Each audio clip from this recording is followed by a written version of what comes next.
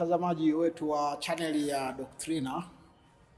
Samahani tulipotea kwa muda kidogo, lakini sasa kwa mapenzi ya Mwenyezi Mungu tumerejea ili kuendelea na mfululizo wa vipindi vyetu, na sasa tuko sehemu ya 5 katika mfululizo wa mafundisho yetu.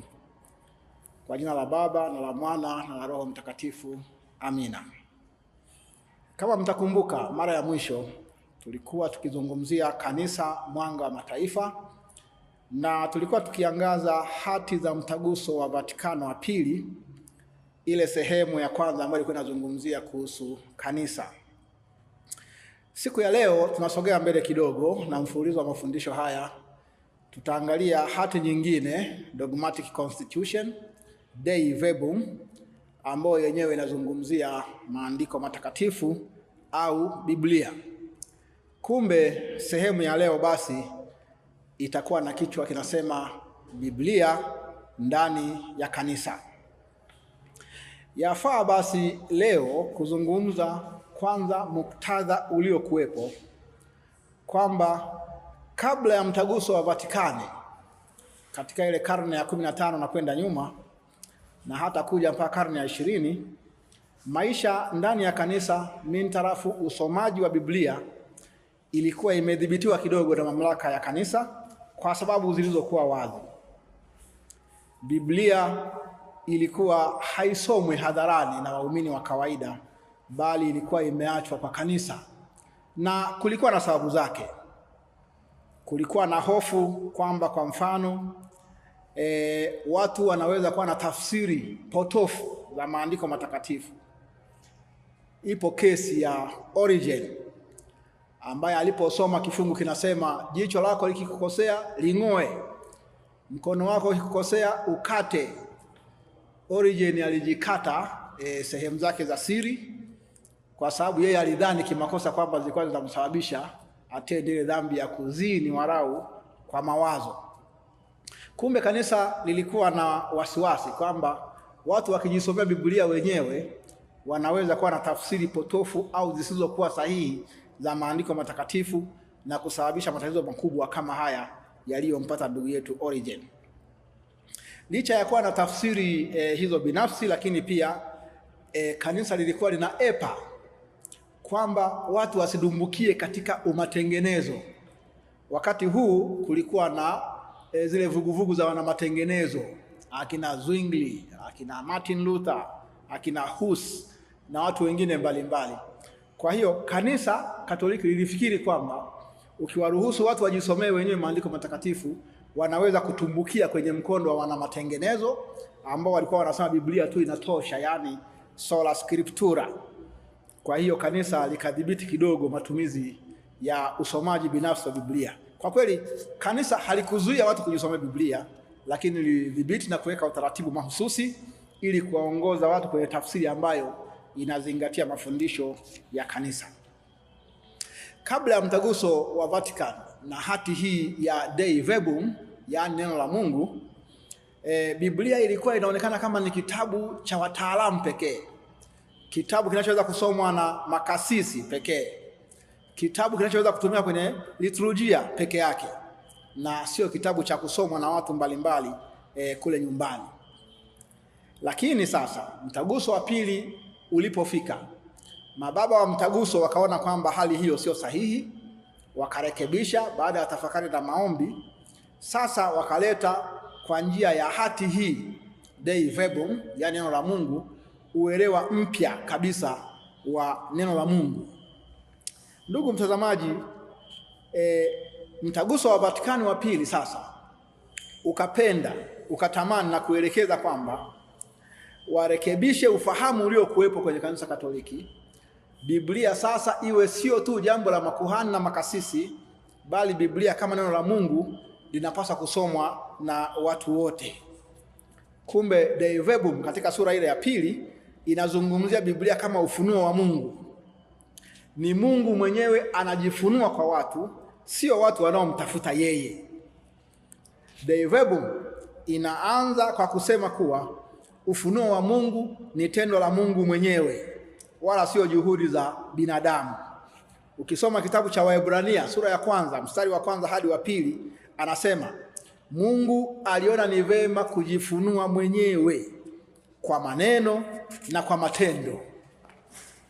Kumbe ufunuo wa Mungu sio taarifa tu. Ufunuo wa Mungu ni uhusiano kati ya Mungu na watu. Mungu sasa anazungumza na wanadamu ili wamjue, ili waweze kumwishi yeye na ili waweze kuokolewa. Ufunuo kamili wa Mungu ni Yesu Kristo. Sura ya 3 na ya 4 ya hati ya Dei Verbum inazungumzia kwamba Mungu alijifunua kwa njia ya Kristo. Kwa hiyo Yesu Kristo ndiye kilele, ndiye ukamilifu na ndiye uhitimisho la ufunuo wa Mungu. Kama tulivyoona hivi juzi kwenye sikukuu za Noeli, Mungu, neno wa Mungu akatwaa mwili akakaa kwetu. Katika maadhimisho haya tunaadhimisha fumbo, yaani mystery kubwa ya Mungu kufanyika mwanadamu, Mungu kwa pamoja na sisi. Na hii ndiyo idea ambayo iliwaongoza mababa wa mtaguso kwenye hati hii ya neno la Mungu. Kumbe sasa Mungu sio idea, sio dhana. Mungu sasa ni nafsi iliyo hai katika Yesu Kristo. Maana yake ni nini sasa? Hakuna ufunuo mpya baada ya ufunuo wa Yesu Kristo. Kanisa halitabuni ufunuo mpya, wala kanisa halibuni sasa ufunuo mpya, bali neno la Mungu kadri ya mafundisho ya hati hii ni ufafanuzi na kuelezea na kumwelewa zaidi Yesu Kristo, au ufunuo huu wa Mungu Mwenyezi ambaye amekuja kwetu. Kipengele cha 3 hadi cha 10 cha hati ya Dei Verbum, ninafanya muhtasari na ufupisho, inazungumzia kuhusu dhana maarufu sana ambayo lakini wengine hawaifahamu vizuri. Kwa uelewa wa Kanisa Katoliki, uelewa wa maandiko matakatifu unafungamanishwa na mapokeo matakatifu ambayo kwa kweli pamoja na maandiko matakatifu ndio yanayounda Biblia, na hivi vitatu vinalindwa na majisterio ya kanisa. Kumbe hii ni tofauti kabisa na wale wanaoamini kwamba neno au Biblia peke yake yatosha, yani sola scriptura. Kwa Wakatoliki basi tunatumia mapokeo matakatifu yakiunganishwa na maandiko matakatifu yakilindwa na majisterio ya kanisa, ndipo tunapata ufunuo wa Mungu unaotujia kwa njia ya Biblia. Kumbe ndugu zangu, nikifafanua kidogo kuhusu mapokeo matakatifu. Mapokeo sio mila za kibinadamu, wala sio desturi za kitamaduni, wala sio mazoea yaliyobadilika au yanayobadilika, bali ni uhai wa mafundisho ya mitume uliorithishwa kwa njia ya maisha, kwa njia ya ibada, kwa njia ya mafundisho ya kanisa na kwa kuadhimisha sakramenti za kanisa. Mtakatifu Paulo anasema, niliyoyapokea nami niliyawasilisha kwenu, katika kitabu cha Wakorinto sura ya 15 mstari wa 13. Mapokeo yalianza mapema kabla ya maandiko matakatifu, kwa sababu kama mnavyojua Yesu mwenyewe hakuandika kitabu.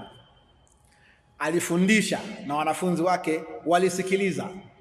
Mitume wa mwanzo walikuwa wakihubiri Injili wakiwa hawana maandiko matakatifu walau ya Agano Jipya.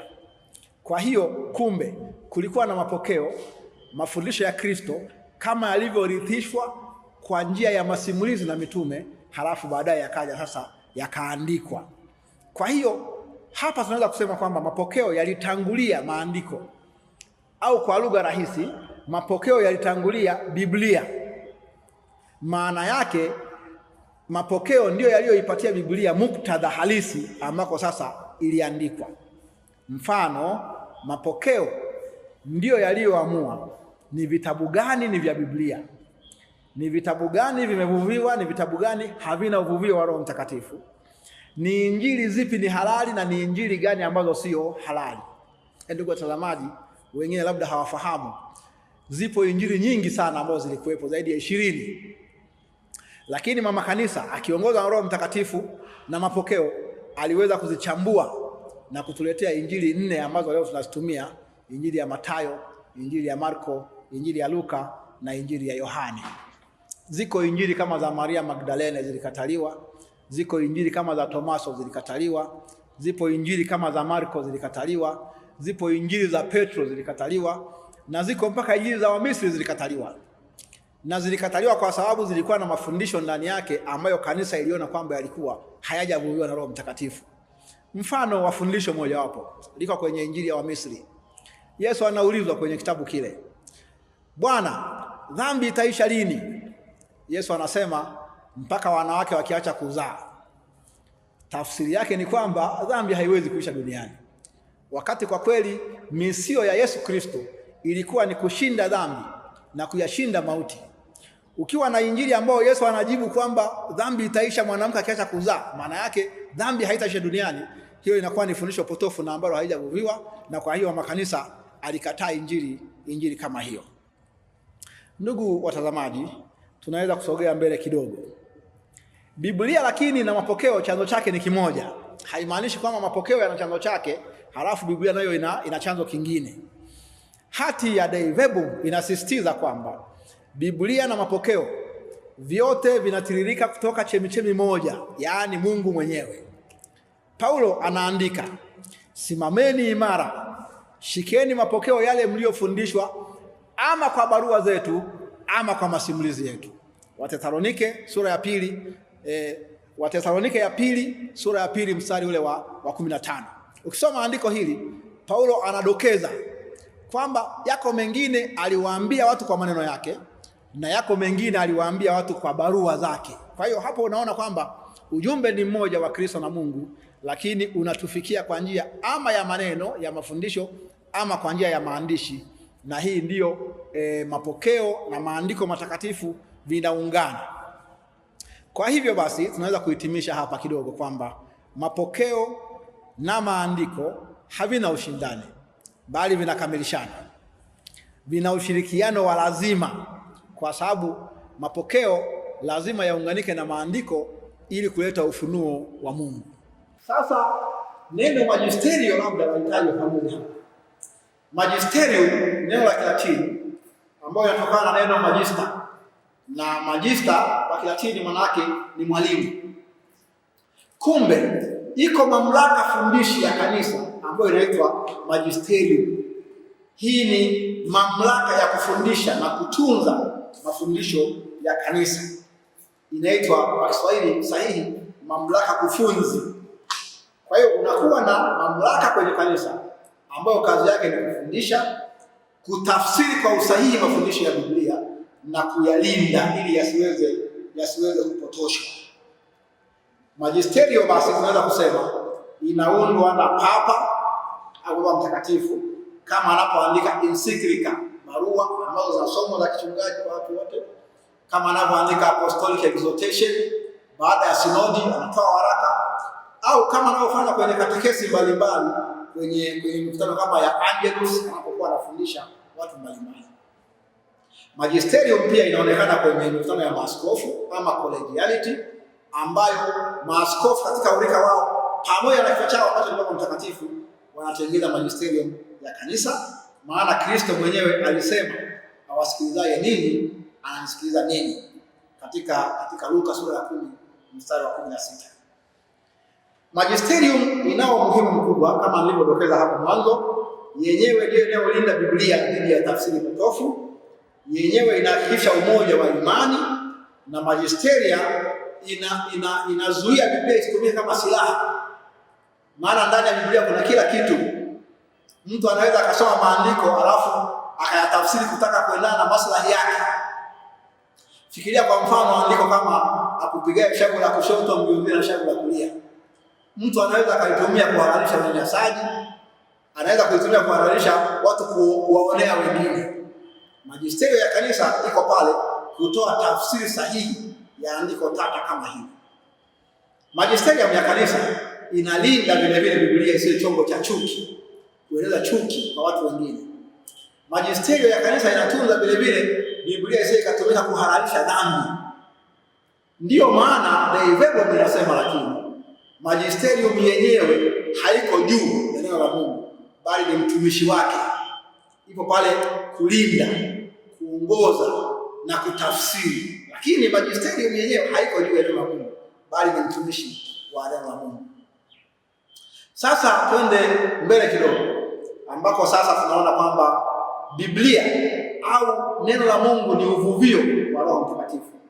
Ukiwa unasoma Dei Verbum sehemu ile ya 11 mpaka ya 13, unaanza kuona sasa namna gani maandiko matakatifu yametengenezwa, namna gani neno la Mungu limetengenezwa.